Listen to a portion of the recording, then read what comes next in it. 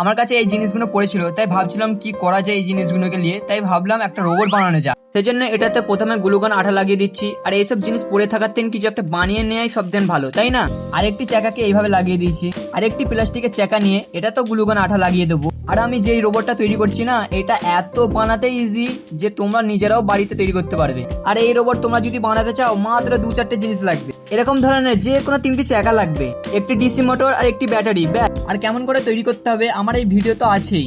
তারপরে আমাকে একটু কপারে তার বার করতে হবে, সেজন্য একদিকে কেটে আরেক দিকটা সেম ভাবে আমি কেটে নিলাম। আর এটাকে নিয়ে একটা ডিসি মোটরের সাথে তারের সাথে কানেক্ট করে দিচ্ছি।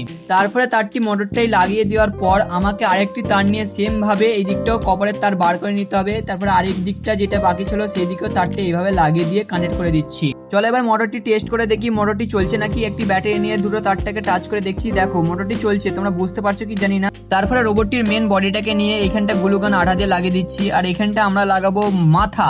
এখানটা একটা রোবটের মাথা লাগাবো। আর মাথাটা হলো আমাদের সবাই ছোটবেলার প্রিয় মার্বেল বল। আর দেখো মাথাটা লাগাবার পর কত সুন্দর লাগছে। এবার রোবটটাতে মোটর ফিট করবো, সেই জন্য একটা মোটর দিয়ে আধখানা গুলি স্টিক দিয়ে দিলাম। লাগিয়ে দিয়ে এবার এটাকে টেস্ট করে দেখি এবার চলছে নাকি। দেখো এটা ঠিক এইভাবে চলবে। তারপরে রোবটটিতে আমরা গ্লুগান আঠা লাগিয়ে দিচ্ছি। এবার আমরা ব্যাটারি আর ডিসি মোটরটা লাগাবো। প্রথমে আমি ব্যাটারিটাই লাগিয়ে দিলাম, তারপরে আবার গ্লুগান আঠা লাগিয়ে দিয়ে এবার এটাতে এবার ডিসি মোটর লাগিয়ে দিচ্ছি। চলো এবার এটাকে ট্রাই করে দেখি। তো আমাকে বারবার ট্রাই করতে ভালো লাগে, তোমাদের ঘরে কেমন লাগে? তারপরে আমি একটা পেপার রোল নিলাম। পেপার রোলটাকে আমি কেটে নিলাম, কেটে নিয়ে আবার ওরই মাপ নিয়ে আর একটা আমি পেপার রোল কেটে নিলাম। এবার তোমরা গেস করো এই পেপার টুকরো কোথায় কাজে লাগবে। তারপরে আমি রোবটটিতে ঠিক এই জায়গায় গ্লুগান আঠা লাগিয়ে দিলাম, তারপরে এই জায়গাটাও গ্লুগান আঠা লাগিয়ে দিলাম। তারপরে পেপারের রোলের টুকরোকে আমরা রোবটটার হাতের জন্য আমরা কাজে লাগালাম। দেখো আমি যে দুটো টুকরো করলাম সেটা রোবটটি হাত হয়ে গেল।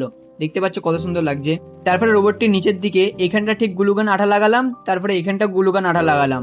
তারপরে এখানে একটা পেপার রোল লাগালাম, লাগিয়ে দেওয়ার পর এখানে একটি পেপার রোল লাগিয়ে দিলাম। তোমরা বুঝতে পেরে গেছো আমি এখন কি করলাম। তারপরে আমি একটি কার্ডবোর্ডের টুকরো নিচ্ছি আর এটার আমি মাঝখান দিয়ে ঠিক এইভাবে কেটে নিচ্ছি।